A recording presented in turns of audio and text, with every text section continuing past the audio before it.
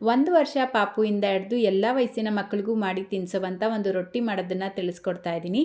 ರಾಗಿ ಹಿಟ್ಟನ್ನು ಉಪಯೋಗಿಸ್ಕೊಂಡು ಮಾಡುವಂಥ ಈ ರೊಟ್ಟಿ ಅಥವಾ ಚಪಾತಿ ಮಕ್ಕಳಿಗೆ ತುಂಬಾ ಇಷ್ಟ ಆಗುತ್ತೆ.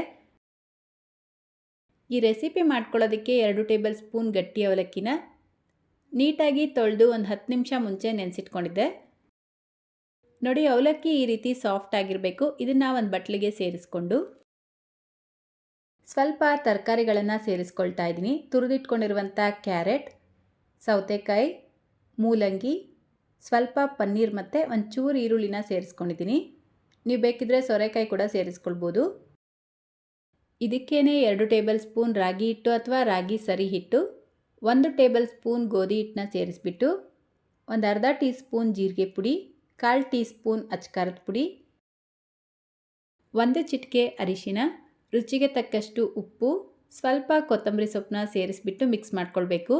ಇವಾಗಲೇ ನೀರು ಸೇರಿಸ್ಕೊಳ್ಬಾರ್ದು. ಈ ರೀತಿ ಮಿಕ್ಸ್ ಮಾಡಿಕೊಂಡು ನೀರು ಬೇಕು ಅಂತ ಅನಿಸಿದ್ರೆ ಮಾತ್ರ ಒಂಚೂರು ನೀರು ಸೇರಿಸ್ಕೊಂಡು ಕಲಿಸ್ಕೊಳ್ಳಿ. ಒಂಚೂರು ಸಾಫ್ಟಾಗೆ ಕಲಿಸ್ಕೊಳ್ಬೇಕು.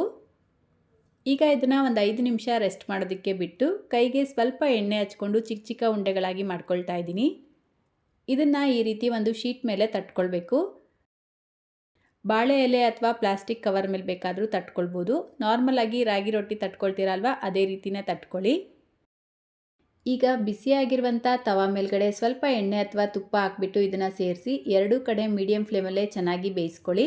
ಮತ್ತೆ ಸ್ವಲ್ಪ ತುಪ್ಪ ಹಚ್ಕೊಳ್ತಾ ಇದ್ದೀನಿ. ನಾನಿಲ್ಲಿ ಮಕ್ಕಳಿಗೋಸ್ಕರ ಮಾಡ್ತಾ ಇರೋದ್ರಿಂದ ಚಿಕ್ಕ ಚಿಕ್ಕದಾಗಿ ಮಾಡ್ಕೊಳ್ತಾ ಇದ್ದೀನಿ. ನೀವು ಬೇಕಿದ್ರೆ ಒಂದೇ ರೊಟ್ಟಿನ ದೊಡ್ಡದಾಗೂ ಮಾಡಿಬಿಟ್ಟು ಚಿಕ್ಕ ಚಿಕ್ಕ ಪೀಸಾಗಿ ಕಟ್ ಮಾಡಿ ಮಕ್ಕಳಿಗೆ ಕೊಡ್ಬೋದು. ಇದು ತುಂಬಾ ಸಾಫ್ಟಾಗಿರುತ್ತೆ, ತಿನ್ನೋಕ್ಕೂ ರುಚಿಯಾಗಿರುತ್ತೆ. ಸೊ ಮಕ್ಕಳು ಇಷ್ಟಪಟ್ಟು ತಿಂತಾರೆ. ಸೊ ಇವತ್ತಿನ ರೆಸಿಪಿ ಇಷ್ಟ ಆಗಿದ್ರೆ ಲೈಕ್, ಶೇರ್, ಕಮೆಂಟ್ ಮಾಡೋದನ್ನು ಮರಿಬೇಡಿ. ಇದೇ ರೀತಿ ಮತ್ತೊಂದು ರೆಸಿಪಿಯೊಂದಿಗೆ ಮತ್ತೆ ಸಿಗೋಣ. Thank you.